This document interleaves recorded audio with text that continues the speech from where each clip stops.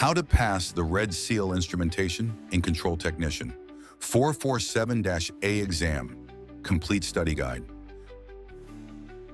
Welcome to your Red Seal 447-A exam prep guide.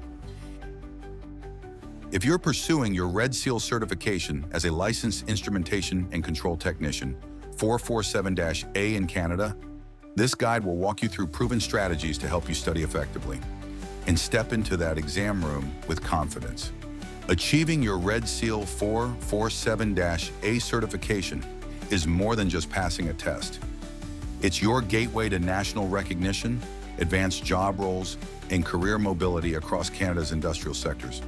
But preparation is key. The exam is challenging. It covers not only instrumentation theory, but also safety regulations, process control systems, calibration procedures, measurement technology, and industrial automation standards. Let's walk through a structured study strategy that works. Structured study strategies. Step 1. Focus on the official learning objectives. Begin your preparation by reviewing the official 447-A exam blueprint. Understand exactly what topics are covered, such as process control fundamentals, analog digital signal handling, and programmable logic controllers, PLCs.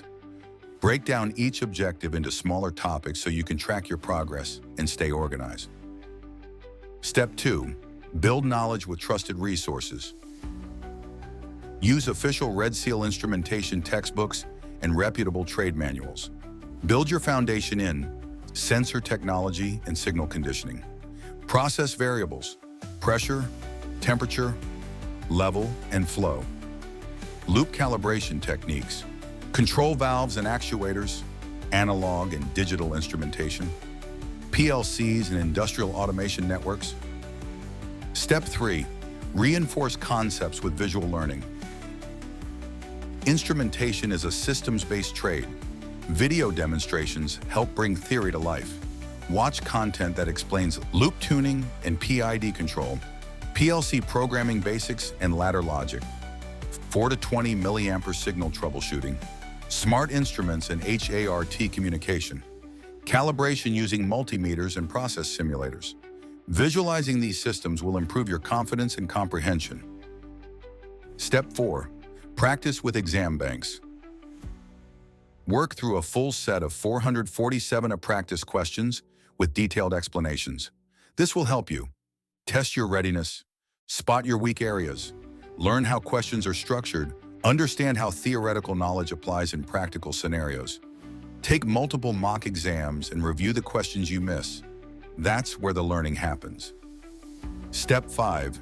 Use flashcards to memorize key terms. Flashcards are excellent for mastering instrument symbols and P&IDs, signal ranges and standard values, e.g. 3 to 15 psi, 4 to 20 milliamps, control terminology and abbreviations, e.g. PV, SP, CV, MV, industry standards like ISA, IEC, and CSA codes. Carry your flashcards for on-the-go study sessions. Real-world knowledge for instrumentation exam success. Master the tools and systems. You'll need to be confident using and understanding calibrators and loop simulators, pressure gauges, thermocouples, and RTDs, heart communicators and digital multimeters, pneumatic and electronic control valves, PLC programming terminals and I/O modules. Know not just how they work, but also how to maintain and troubleshoot them. Know your measurements and loops.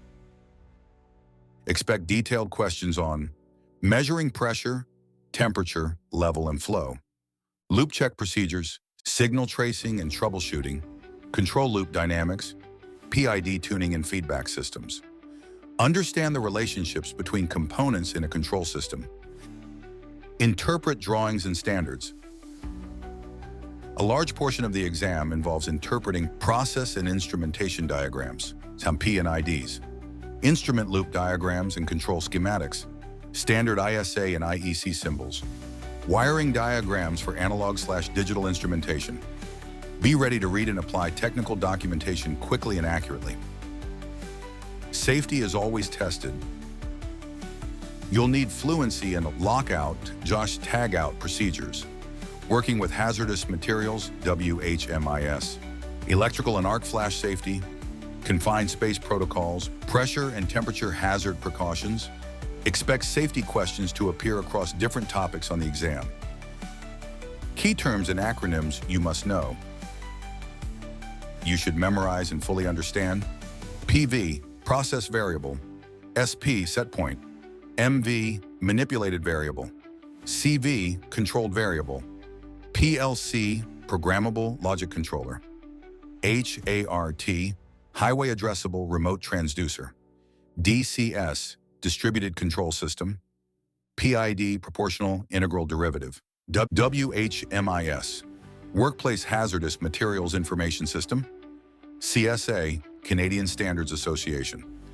These terms are foundational to interpreting both exam questions and real-world control systems.